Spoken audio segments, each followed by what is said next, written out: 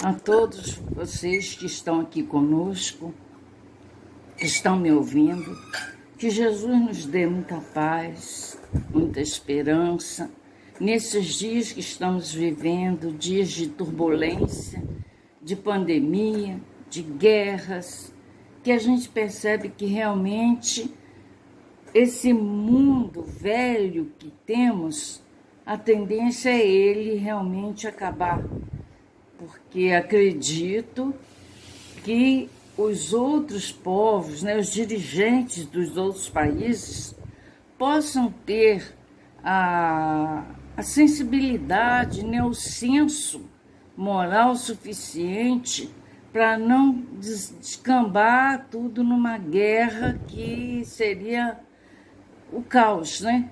Então a gente fica pedindo a Deus que as coisas melhorem e que a gente possa realmente vivenciar a paz no mundo inteiro, né? Porque a gente sabe que não é só a Rússia com a Ucrânia, mas tem também outras situações, tipo de guerra, que está causando tanto problema, tanto sofrimento, né? E orarmos por todas essas pessoas, porque elas precisam, vão precisar de muita ajuda, né? Porque um dirigente de uma nação que provoca uma guerra, ele não mata um só.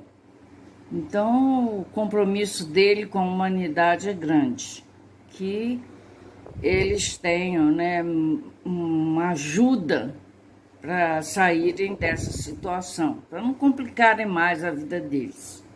Então, o nosso tema hoje está também ligado a isso, porque isso é falta de caridade. Então, há um momento em que eles precisam reconhecer que nós precisamos amar a Deus sobre todas as coisas e ao próximo amar nós mesmos. E a caridade está inserida aí, né? Porque o que é a caridade? É pura e simplesmente pegar algum objeto e dar para o outro? O que é fazer a caridade? Como é a caridade que Jesus ensinou? Como Jesus entendia e passou para a gente, né? Essa questão seria, né? Como a gente costuma dizer, está no BIP, né? Benevolência para com todos, indulgência para com as imperfeições alheias e perdão das ofensas. Benevolência para com todos é fazer o bem indistintamente, com todo mundo, sem escolhermos, eu vou ajudar fulano porque eu sou muito amiga. O fulano eu nem conheço, não sei quem é, não preciso fazer nada. Não, é indistintamente, porque assim a gente vai se reconhecendo. Diante do universo, nós somos todos filhos de Deus. Então nós temos que nos reconhecer assim, como filhos de Deus, né?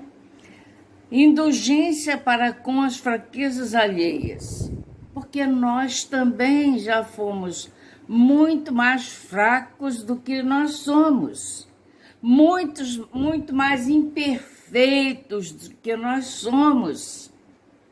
Então a gente tem que ter indulgência com as imperfeições humanas ou as fraquezas humanas, porque nós também temos essa característica. Né? Já fomos muito maus, nós já fizemos tanta maldade. Eu até comento com eles que eu, quando desencarnar, não quero olhar meu passado, não, porque eu sei que não foi boa coisa. Então, não tenho essa condição, né, de estar vendo. E eu estava lendo um livro, não me lembro agora o nome, mas o livro com história de espíritos que estavam no plano espiritual recém-desencarnados. E uma pessoa, um deles perguntou por que não lhe era mostrado o seu passado. Então foi dito para ele que ele ainda não tinha condições de olhar o que ele fez no passado. Eu falei, isso aí é a minha característica. né? Não dá para mim olhar o que, que eu fiz, o que, que eu. De repente, vamos dizer que eu torturei uma pessoa, e isso aí eu não aguento assistir filme de violência, que dirá ver o que, que eu fiz, né? Então, a gente não ficar observando as imperfeições alheias, porque nós também temos nossos erros. E perdão das ofensas. A gente analisa que a gente ainda precisa perdoar, porque ainda temos muito orgulho. Quando a gente acabar com o orgulho, a gente não vai perdoar mais, porque não vai precisar mais. Enquanto a gente se ofende, é por causa do orgulho. Porque quando a gente começa a deixar o orgulho, a gente começa a deixar de pensar que nós somos os melhores, né? Porque não somos. E então, isso aí não vai acontecer tão cedo, né? Aí, a gente tirou do Evangelho, né, a frase que diz: amar ao próximo é fazer-lhe todo o bem que nos seja possível e que desejaríamos que nos fosse feito. Ora, eu não posso querer uma coisa só para mim, porque isso é egoísmo. Então, o que eu quero para o outro, para mim, tem que ser o que eu quero para o outro também. Porque senão eu vou estar demonstrando que eu estou sendo egoísta. Eu quero que os irmãos, né, os espíritos superiores me ajudem, eu tenho que querer que façam também para o outro. E aí está o sentido da prece. A prece é para isso.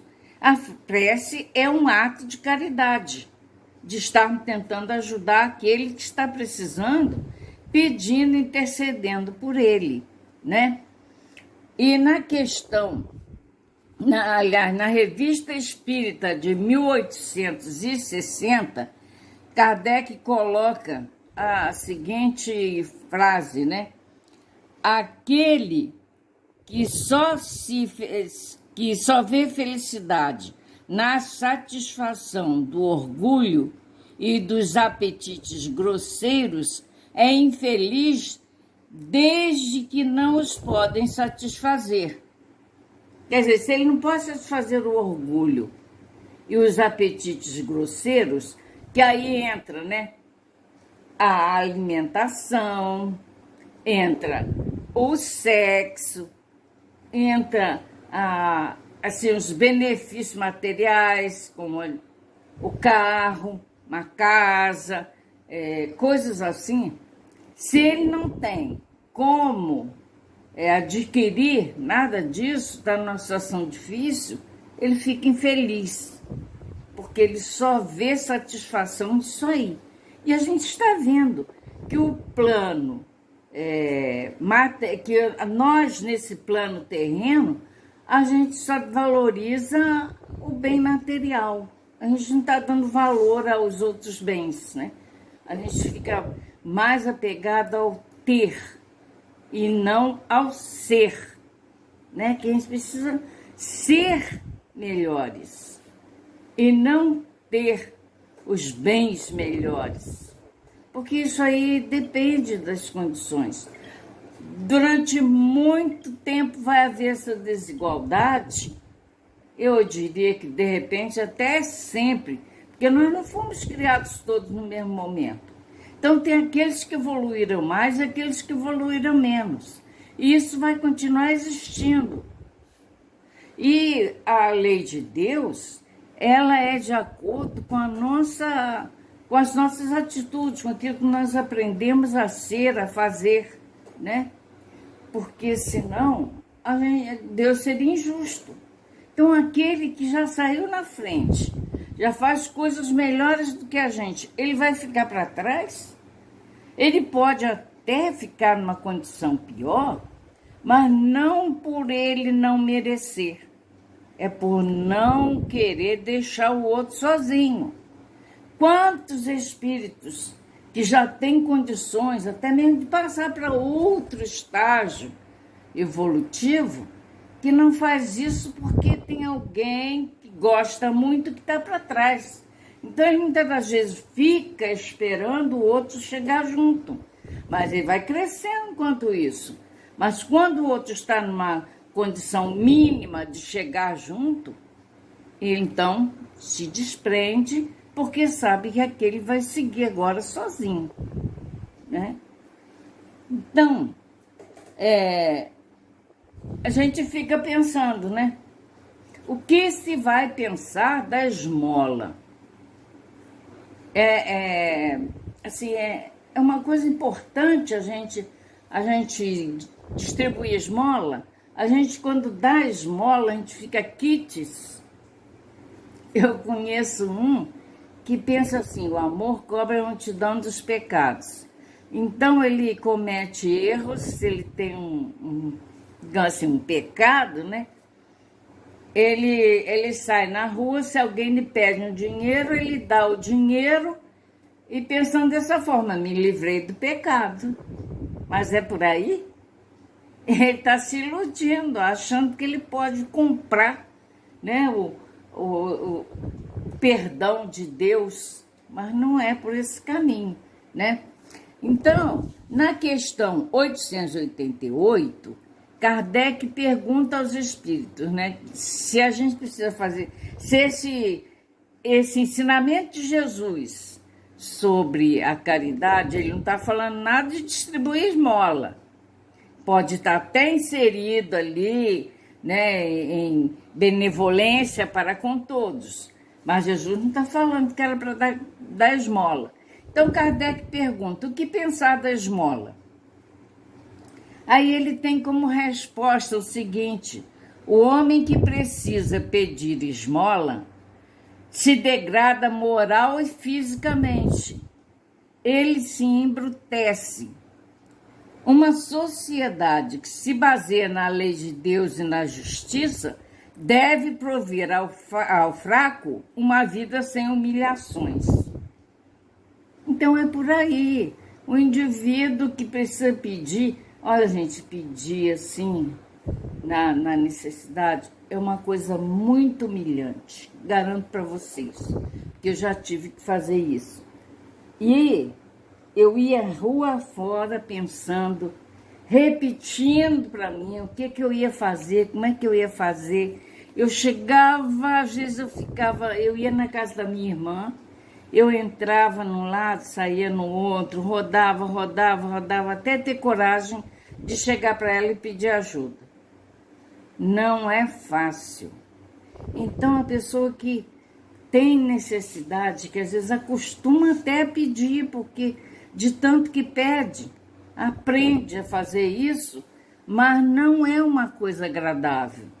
Ainda mais quando você, às vezes a pessoa é desconhecida, que chega, bate um portão e recebe um monte de grosseria, a pessoa sai realmente, eu diria até meio que derrotada, porque não é fácil.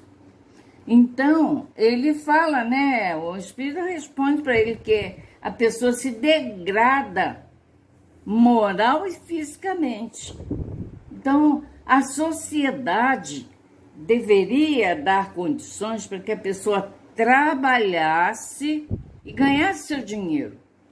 E esse é o maior meio de se praticar a caridade material, é permitindo que a pessoa faça alguma coisa em troca, para que não fique tão humilhante a situação da pessoa, para que ela não sofra tanto, né? Aí Kardec pergunta também na 888A, isto significa que você reprova a esmola? E está perguntando ao espírito, né? Se está reprovando a esmola? Aí ele diz, não, o que merece a reprovação não é a esmola, mas a maneira pela qual ela é habitualmente dada. Porque geralmente a gente passa, a gente está na rua, por exemplo, a pessoa vem e pede um dinheiro, a gente tira do bolso e dá, né? Qual o sentido disso aí, né? Ou às vezes bate no portão, eu queria comprar um leite, eu estou querendo comprar um leite, você vai, tira um dinheiro e dá. Isso aí, a pessoa vai embora, vai comprar seu leite ou vai fazer outras coisas e fica por isso mesmo, né? Então, é nesse sentido que ele fala, é na maneira como ela é habitualmente dada. E a esmola é sempre uma atividade material. É aquela coisa, por exemplo, a pessoa compra uma cesta básica e doa. Às vezes não sabe nem para quem foi aquela cesta básica. Cumpriu uma coisa que lhe deixou com a consciência tranquila. Tudo bem. Mas qual o valor real dessa doação, né? Vai suprir alguém, mas espiritualmente não teve assim aquela condução, porque a pessoa deu, às vezes até em final de ano, quando as pessoas recebem mais dinheiro, né? Aí compram cesta básica e doam. Não estou criticando quem faz isso, não. Eu só estou falando que é uma caridade material, porque aí não tem aquela coisa de estar junto da pessoa, porque muitas das vezes nem leva na casa da pessoa, doa para que outra instituição faça essa doação, né? Então, a gente perceber que no nosso mundo ainda é importante isso aí. A gente deve doar, sim, para que as instituições encaminhem para as outras pessoas. Mas o ideal não é esse. O ideal é que a pessoa tivesse condições dela mesma ir no mercado comprar o que ela quisesse, né? E para isso é preciso que os governos conduzam o país para uma situação que permita que não haja desemprego, porque também a falta de emprego faz com que as pessoas ajam dessa forma, porque não tem condições, as pessoas às vezes não têm onde trabalhar, não tem como fazer, e vai tirar de onde? É preciso valorizar a educação, insistir com as pessoas, né? Porque, querendo ou não, a pessoa pode até ter aprender uma profissão, mas às vezes ela precisa ter certos conhecimentos para poder estar fazendo corretamente. Porque se não souber como fazer, se não tiver um estudo, como que vai fazer? Um pedreiro, por exemplo, ele pode não ter estudo nenhum, assim, ter feito até o primário. Mas se ele não souber calcular a área, se ele não souber medir direito a altura, largura, ele não vai ser um bom pedreiro, porque ele vai errar nos seus cálculos. Então, ele precisa ter estudo para ele poder saber como ele vai lidar com aquela construção. Senão, a gente vê aí quantos prédios, às vezes, do nada desabam. É porque aquele que projetou não aprendeu direito. Ou agiu de má fé, né? Porque existe também essa situação. Então, o caminho é realmente investir na pessoa, no aprendizado da pessoa, para que ela não precise ficar numa situação difícil, uma situação grosseira, né? E Kardec continua: amemo-nos uns aos outros e façamos aos outros o que gostaríamos que os outros nos fizessem. Toda religião, toda moral se encerram nesses dois preceitos. Se eles fossem seguidos no mundo, todos seriam perfeitos. Quer dizer, não somos perfeitos porque nós não fazemos sempre para o outro que gostaríamos que o outro nos fizesse. Aí vejamos.